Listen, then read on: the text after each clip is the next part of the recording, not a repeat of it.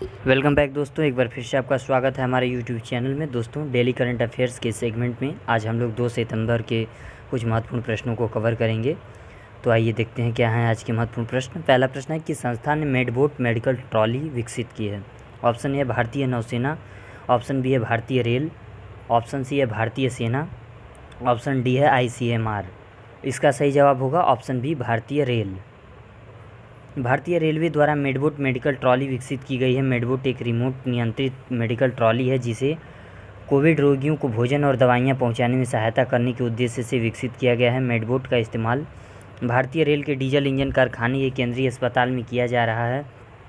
Railway द्वारा कई अन्य पहलुओं को, जैसे कि लोगों को खाद्यान्न और परिवहन सुविधाओं जैसी आवश्यक वस्तुओं की ढुलाई का प्रावधान भी प्रदान किया गया है।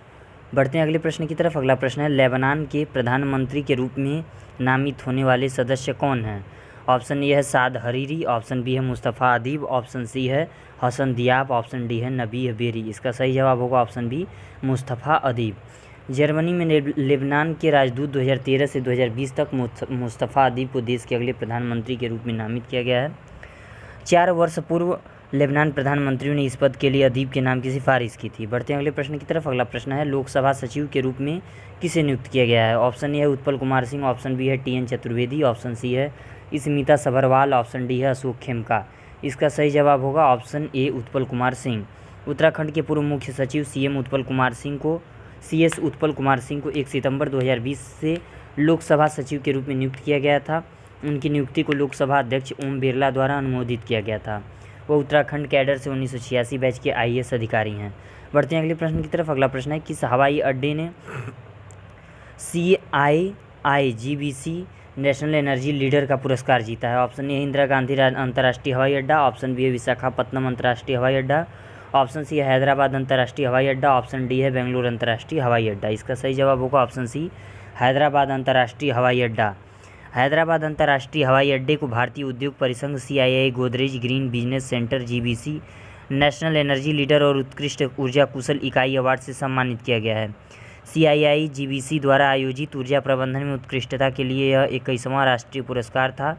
हैदराबाद अंतर्राष्ट्रीय हवाई अड्डे को यह पुरस्कार ऊर्जा दक्षता शिखर सम्मेलन के 19वें संस्करण ऊर्जा दक्षता पर आभासी सम्मेलन और प्रदर्शनी के दौरान दिया गया।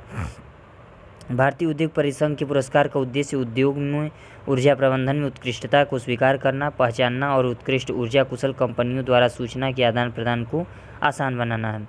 बढ़ते हैं अगले प्रश्न की तरफ। अगला प्रश्न है, लापता विवादों के पीड़ितों के अंतर्राष्ट्रीय दिवस कब मनाया जाता है? ऑप्शन ए है 29 अगस्त, ऑप्शन बी है 1 सितंबर, ऑप्शन सी है 30 अगस्त, ऑप्शन डी है 2 सितंबर। इसका सही जवाब होगा ऑप्शन सी 30 अगस्त।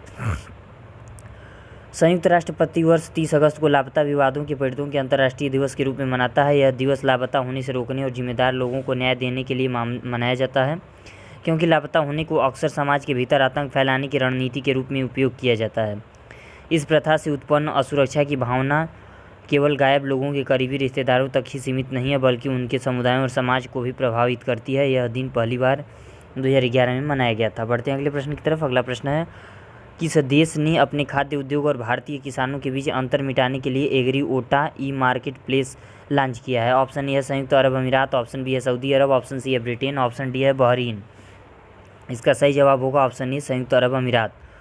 संयुक्त अरब अमीरात UAE ने प्रौद्योगिकी संचालित एग्री कमोडिटी ट्रेडिंग और sourcing platform Agriota e market place launch किया है, जिसका उद्देश्य भारत में लाखों ग्रामीण किसानों और UAE के खाद्य उद्योग के बीच के अंतर को कम करना है। यह पहल Dubai multi commodities centre DMCC और Dubai authorities of commodity trade and enterprises द्वारा शुरू की गई है। यह पहल लाखों भारतीय किसानों को UAE के खाद्य उद्योग के साथ सीधे संपर्क स्थापित करने का अवसर प्रदान करेगी।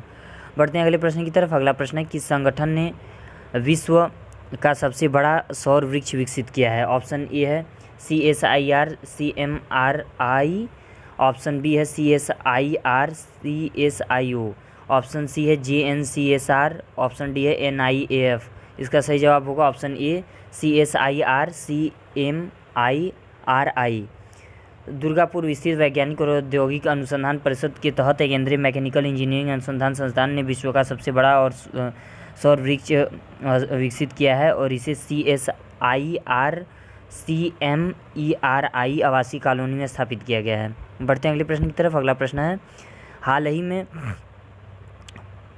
ही में पहली बार रो रो सेवा को हरी झंडी दिखाकर के रवाना किया गया है। इस सेवा का मार्ग क्या है? पहला ऑप्शन है मैसूर मुंबई, ऑप्शन बी है मुंबई अहमदाबाद, ऑप्शन सी है बेंगलुरु मुंबई, ऑप्शन डी है बेंगलुरु सोलापुर। इसका सही जवाब होगा ऑप्शन डी, बेंगलुरु सोलापुर।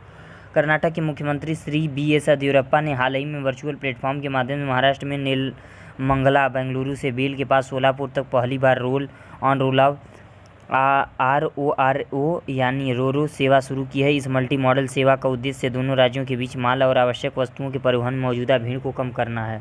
रोरो सेवा क्या है? यह सड़क और रेल परिवहन की सर्वोत्तम विशेषताओं का सम्मेलन है। यह विभिन्न वस्तुओं से भरे सड़क वाहनों को खुले समतल रेलवे वैगनों पर ले जाने की एक अवधारणा है। यह तेज़ और डोर टू डोर सेवा प्रदान करता है। बढ़ते हैं अगले प्रश्न की तरफ। अगला प्रश्न है, निम्नलिखित में से किस निकाय को राष्ट्रीय खेल प्रोत्साहन पुरस्कार 2020 से सम्मानित किया गया है? ऑप्शन ए सेवा खेल नियंत्रण बोर्ड, ऑप्शन बी है वायुसेना खेल नियंत्रण बोर्ड, ऑप्शन सी है भारतीय नौसेना खेल नियंत्रण बोर्ड, ऑप्शन डी है अखिल भारतीय पुलिस खेल नियंत्रण बोर्ड। इसका सही जवाब होगा ऑप्शन बी, वायुसेना खेल नियंत्रण बोर्ड। वायुसेना खेल नियंत्रण बोर्ड को खेलों के नियोजन और खेल कल्याण उपायों में उत्कृष्ट योगदान के लिए राष्ट्रीय खेल प्रोत्साहन पुरस्कार 2020 से सम्मानित किया गया है। यह पुरस्कार देश में खेलों और विशेष रूप से भारतीय वायुसेना की प्रेरणा और प्रोत्साहन के लिए निरंतर प्रयासों के लिए है। एयर मार्शल MSG मेनन प्रशासन प्रभारी वायु अफसर और वायुसेना खेल नियंत्रण बोर्ड के अध्यक्ष ने विज्ञान भवन में विशेष रूप से आयोजित एक ऑनलाइन समारोह में भारत के महामहिम राष्ट्रपति से यह पुरस्कार प्राप्त किया। दोस्तों, ये वीडियो यहीं समाप्त होती है। वीडियो कैसी लगी कमेंट बॉक्स में जरूर बताएं। वीडियो पसंद आई तो लाइक करें, शेयर करें, सब्सक्राइब करें। धन्यवाद।